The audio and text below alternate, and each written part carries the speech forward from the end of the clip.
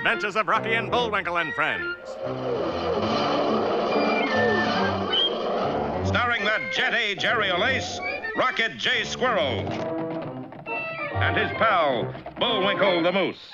Hi, glad to see you again. Likewise. We got some great things on the show today. Like what? Like what? Well, you ought to know, Bullwinkle. You're in some of them. Well, let's get started.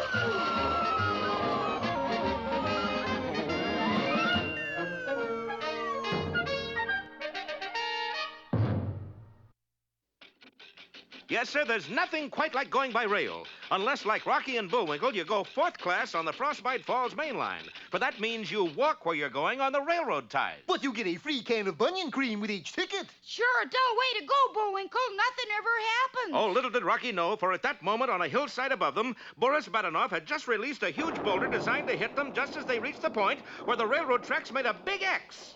But when Boris got his orders from Fearless Leader via Pottsylvanian carrier pigeon, says Moose and Squirrel must get there safe and sound. Oh, boy! So Boris had to disguise himself as a track walker and run ahead of the huge boulder, shouting to our heroes as he went. Stop! Look, listen! Landslide! What'd he say? What'd he say? I can't understand a word. Sounds like his teeth are loose. Go back! The bridge is out! You were right, Rock. He says his bridge is out. You got to go back! But we just got here. If you don't go back, go forward, but don't just stand there. Why? Because Big Rock is going to hit on that exact spot. Say, how come you know all this? Because Look out! Yes, at that moment, the onrushing boulder bounded high into the air and landed right on the X. Or very near it, anyway. You know something? He was almost right. We gotta get him out from under there, Bullwinkle. And by using a tree trunk as a lever and Bullwinkle's mighty moose muscles for power, our heroes were able to move the huge rock. Gee, there's nothing here but his hat. But where's he? I'm on that hat. Hokey smoke! You were hammered into the ground just like a big nail, Mr.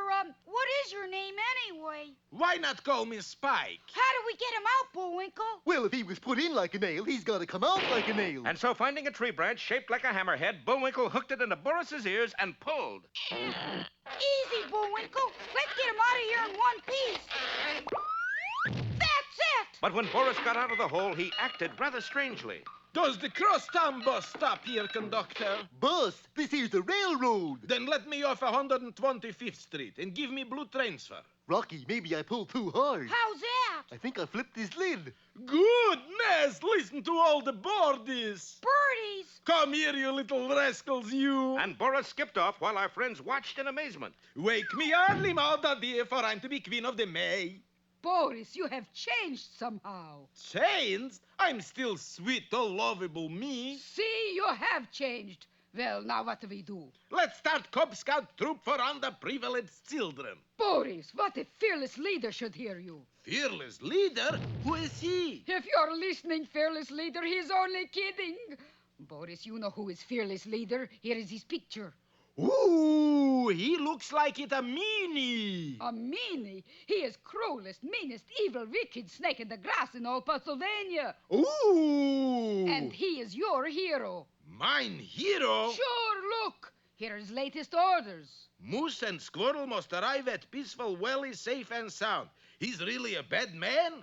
Darling, he's like the worst. That settles it. I do just the opposite from what he says. You mean? Certainty. I'll go to knock off Moose and Squirrel. It's the only decent thing to do. Boris, you know what will happen. Of course. I'll get 2 gold stars and a brownie. And grabbing a nearby stick of TNT, the addle-brained Boris began to dance after our friends. Don't miss our next Daffy episode, Trouble Upstairs, or Bats in the Boris.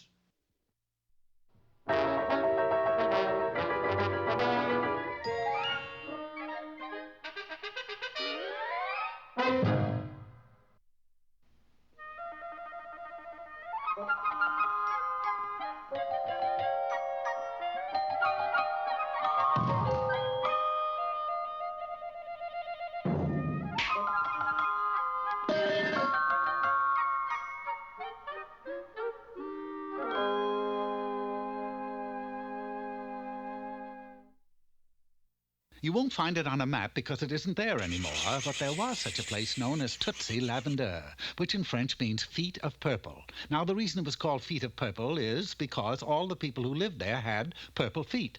This was not an allergy, but was due to the fact that the entire countryside was covered with grapevines. And when you have that many grapevines, you have an abundance of grapes and grape stompers. Hence the name Tootsie Lavender. As the years went by, they produced not only all sorts of wines and grape juice, but a very tasty champagne. There was only one thing wrong with it. When you opened a bottle, the cork would not pop. The champagne is no good. It is flat. It wasn't flat. It just would not pop. The scientific minds of Tootsie Lavender immersed themselves in the problem and came up with all sorts of cures. Here we have a bottle containing a dash of nitroglycerin. This will make a pop. That didn't work too well. Then, one day... Go away. We are busy. Excuse me, gentlemen, but I believe I can help you. Before a protest could be lodged, the stranger stuck a finger in his mouth and... Sacre bleu! Do it again! For 3 weeks, the papa popped to the delight and the amazement of the scientists. Well, the upshot of it all was this. When you purchased a bottle of Tootsie Lavender champagne, you also received the services of the papa. Look, dear, I bought a bottle of champagne. And who is that? It comes with it. Ready, monsieur? Anytime. The man pulled the cork, the papa popped. And everyone was happy. This went on for a year, with the papa appearing all over the land, popping his way into the hearts of everyone. And then, one day, the evil prince who ruled Tootsie Lavender decided to give a party. 3,000 bottles of champagne? Oui, and you must guarantee that they make with the pop. Well, where do I appear today? At the castle of the evil prince. You must pop 3,000 times, and without fail, or... Easy, shopkeeper. I shall do it easily. Ah, but this was the wet season, and the papa was forced to fight his way to the castle through a blinding downpour. What's more, wet, cold rain can play odd tricks on a person, as you'll soon see. The prince's party was a gay one. That is, until the time came to drink champagne. All right, Popper. Do your work, and do it well. And never fear, your evilness. The first bottle was brought out. The prince pulled out the cork, pointed to the papa. The papa went through his customary procedure, and no pop. You try to make the fool of me. I can't understand it. Now, I'll try again. Though he tried and tried, not a pop could he make. The party was a dismal failure. Enough of this. Throw him in the dungeon. The papa was dumped unceremoniously inside the castle's deepest, dankest, darkest dungeon. Oh, well. Into each life some rain must fall. Who said that? I believe it was the Mills brothers. Who are you? There, in a corner, sat a bearded figure. I am the prince of Tootsie Lavender. Well, then who's the mean one upstairs? An impostor who overpowered me and usurped my throne. Alas, if only I could get out of here. I'd like to help you, but I have my own problems. A laryngitis of the papa. Well, time wore on, and eventually the wet season moved on to San Francisco. The clear, dry air returned, and so did the papa's papa. I did it. I got it back. Oh, these nuts they put in here. Ah, but the pops were to be the good prince's salvation. For the guards in the dungeon heard the sounds, believed them to be emanating from champagne bottles, and ran to the cell, glasses in hand. Vive la Jackie! By 3 that afternoon, every guard in the castle was in that cell. But the papa and the prince weren't. They had escaped completely unnoticed. This way, mon ami. I have the score to settle. Through a secret passageway they went, and where did it lead? To the great hall, where the evil prince was cheating at Scrabble. Is that you, Pierre? No, you rotten impostor. It is me. You! Revenge is sweet. So is apple cider. Back and forth they fought, neither giving an inch. And then the good one happened to trip. Aha! The moment of truth. The good prince would have had it not been for the papa. He popped. Quick! Someone give me a glass! And that's when a fist knocked him reeling. Well, from that day forward, Tootsie Lavender was a much happier land. As for our friend the papa, he was made royal instructor. Every man in the kingdom went to school to learn how to make the popping noise. And it suddenly occurs to me that most of those men were married and were fathers. I wonder if that's how they got the name Pop.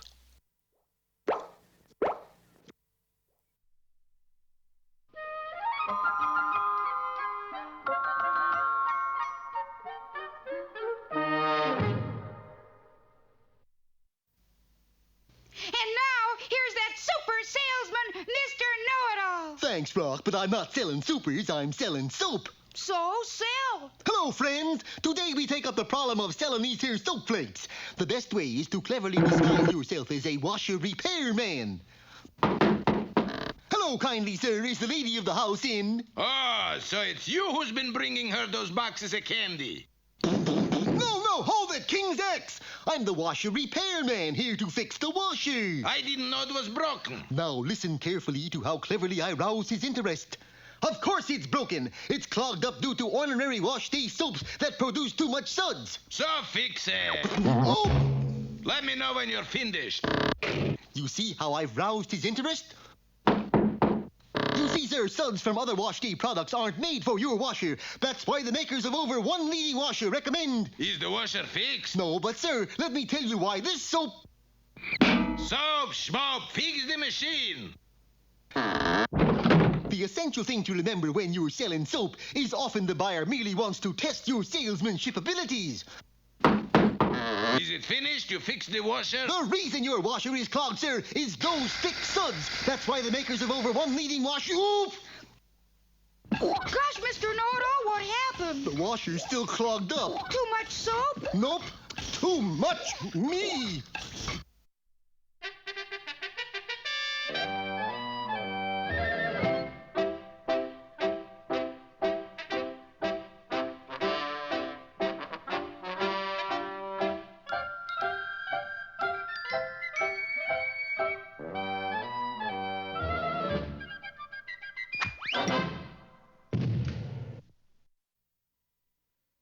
Hello out there, Peabody here. And I'm Mr. Peabody's trusty boy, Sherman. Right, trusty boy. And now we'll be off for another exciting journey back into history. Ready, Mr. Peabody? What shall I set the way back for today? For the year 1874. Check. And the place? Deadwood, South Dakota, where we'll meet that colorfulness of the Old West, Calamity Jane. The Wayback responded beautifully, and in less than an instant we were teleported back through time, where we found ourselves standing in front of the Deadwood Overland Stage Company. Clear the streets! Calamity Jane is coming in with the noon stage, and she's at it again! I beg your pardon, sir, but why all the excitement just because Calamity Jane is driving in the noon stage? That's just it. She ain't driving. She's sitting inside the stage with the passengers. Look out! Here she comes! We just managed to leap to the safety of the doorway when the driver of the stage roared through the center of town, narrowly missed a wagon loaded with dynamite, and came to a thudding halt in a pile of hay near the livery stable. End of the line! Everybody out! Is everybody all right? Yeah, cuss it. It certainly is fortunate that you missed the wagon load of dynamite, or it would have been a calamity. What do you mean, fortunate? I was hoping something like that would happen. That's why I was letting the stage run wild. Golly, what for? Because nothing ever happens to me, that's why. What's the use of having a swell name like Calamity if you can't have a calamity once in a while? You do have a point there. Folks is beginning to talk. Watch, I'll show you what I mean. Before our startled eyes, Calamity walked over to the dynamite wagon and calmly lit a stick of dynamite. Now, you'd think that a lit stick of dynamite would cause an awful ruckus, wouldn't you? Well, yes, I would say that. Mr. Peabody, make her throw it away. It'll go off any second. Oh, don't fret, Sonny. With my luck, it won't go off. But... See, it's a dude. That's Dud. And what a shame. You seem to have a nice little calamity going for you there. Yeah, I gotta start having calamities pretty soon, or I'm afraid it's gonna break my spirit. Curious to see what Jane's next attempt at having a calamity would be, we followed her to the stockyards, where she entered a corral containing the largest, meanest-looking bull I had ever seen. Uh-oh, she's gonna get it this time. Look, the bull is charging. But Jane's unwanted luck still held, for the bull missed her by at least 3 feet, through a fence and into a tree. That's incredible. He missed. He misses every day. The silly critter can't see a thing without his glasses. For the rest of that day, Calamity Jane tried everything imaginable to have a calamity. She even tried to sit on a tack, but was saved by a rivet in her jeans. Nah, it's no use. Guess I'll just have to change my name to Lucky Lucy. Forget the whole thing. She can't do that. Can't you think of something, Mr. Peabody? I already have, Sherman. I suggest that instead of changing your name, you simply change your luck. How am I going to do that? Very simple. Wait here. Crossing the street to the general store, I made a purchase, then quickly returned and handed the package to Calamity. What am I supposed to do with this? Drop it. Drop it? Drop it. Well, it sounds a little cuckoo, but okay, if you say so. Now you done it. I broke something. You were supposed to. You see, there was a mirror in that package. I get it, Mr. Peabody. Now she's going to have 7 years bad luck. That is correct. Shucks, and you look like such a smart little critter. I thought you had an ID, but that breaking a mirror business is the silliest thing I ever heard. Gosh, Mr. Peabody, she doesn't believe in it. She will. Any minute now, Sherman. Oh, my gosh. What's the matter with you all right there? What happened? Calamity Jane just had an awful calamity. Got run over by a wagon load of chicken. Chicken what? Just chicken. There was only one in the wagon. Well, that looks like the start of her bad luck. You did it again, Mr. Peabody. Quite. For in the next 7 years, Calamity Jane had one calamity after another, the most famous of which was the time she was trying to light an old stove that exploded and covered the countryside for miles around with black soot. Really, Mr. Peabody? Really, Sherman? How do you think the Black Hills of South Dakota got black?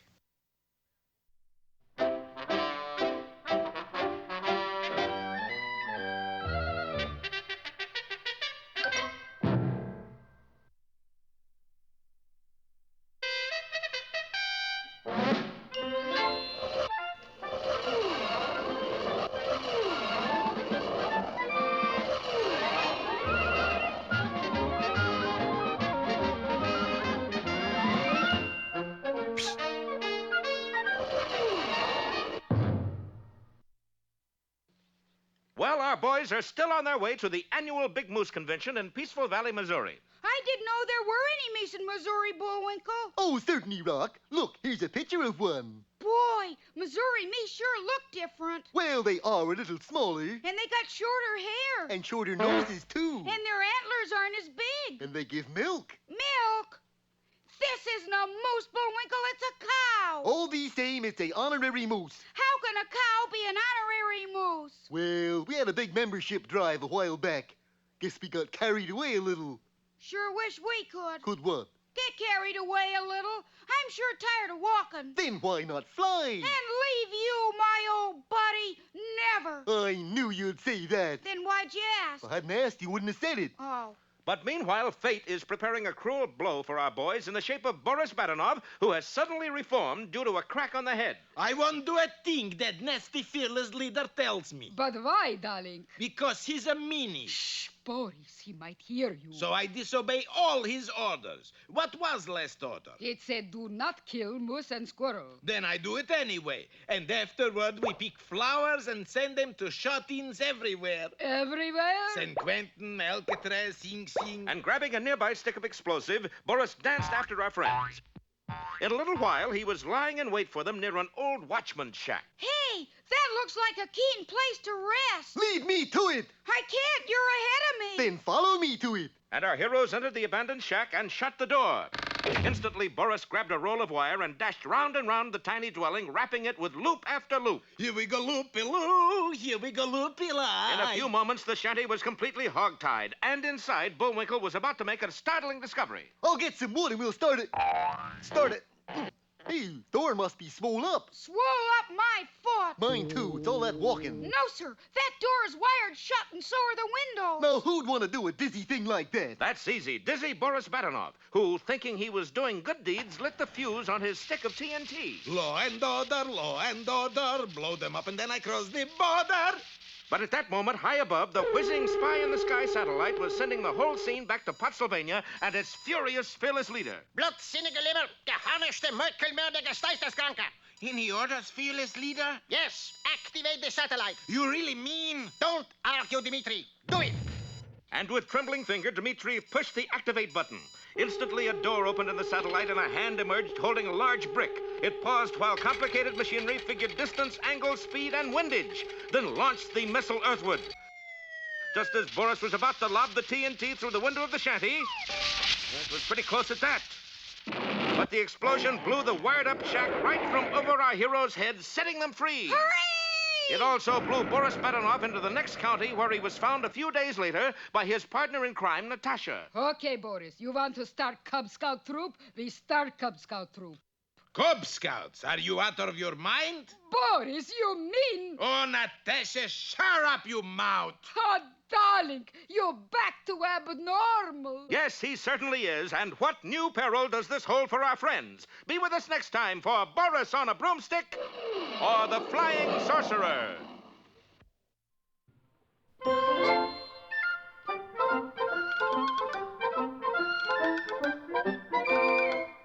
Well, I guess that about wraps up another Rocky show. Certainly hope you enjoyed it. I did.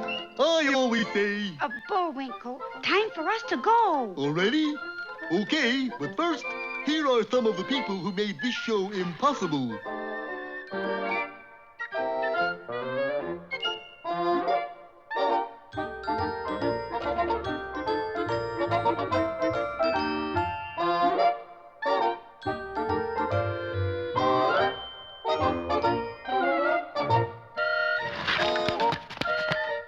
That's not all. My fingers get tired.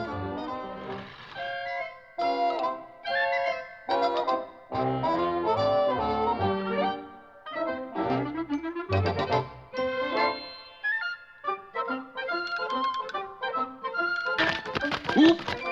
Got away from me again. Well, see you next time. Ready, Bullwinkle?